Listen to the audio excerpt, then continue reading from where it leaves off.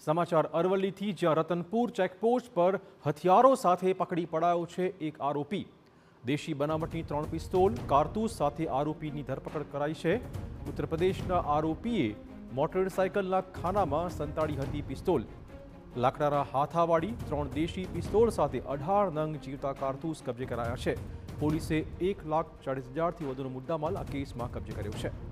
Ratanpur checkpost પાસે આરોપી લૂંટના ઈરાદેથી હથિયાર સાથે નીકળ્યા હોવાની પોલીસને આશંકા હતી. જોકે જીવતા કારતૂસ, દેશી બનાવટની પિસ્તોલ સહિતના હથિયાર સાથે નીકળેલા આરોપીએ તપાસમાં જોડાયેલી પોલીસની ટીમને જોઈને ભાગવાનો પ્રયત્ન પણ કર્યો હતો, પરંતુ 4માંથી 1 આરોપી પોલીસે પકડી પાડ્યો છે. આરોપી પર અગાઉ 73 લાખની લૂંટનો ગુનો નોંધાયેલો હોવાની પણ વિગતો છે. પોલીસે 1,40,000થી વધુનો મુદ્દામાલ કબજે કર્યો છે અને આરોપીના રિમાન્ડ મેળવ્યા છે. આ સાથે ફરાર આરોપીની શોધખોળ પણ હાલમાં થઈ રહી છે.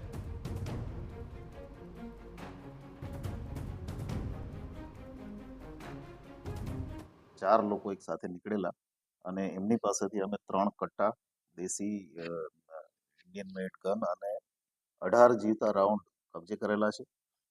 આરોપીનું ઇન્ટ્રોગેશન અત્યારે ચાલુ છે. અમે કોર્ટ પાસેથી 7 દિવસના રિમાન્ડ પણ લીધા છે અને અન્ય આરોપીઓ એમાં પકડવાની કાર્યવાહી માટે એસઓજી દ્વારા તપાસ ચાલી રહી છે અને અલગ અલગ ટીમો અન્ય આરોપીઓ પકડવા માટે અલગ અલગ જગ્યાએ અત્યારે કાર્યવાહી કરી રહી છે.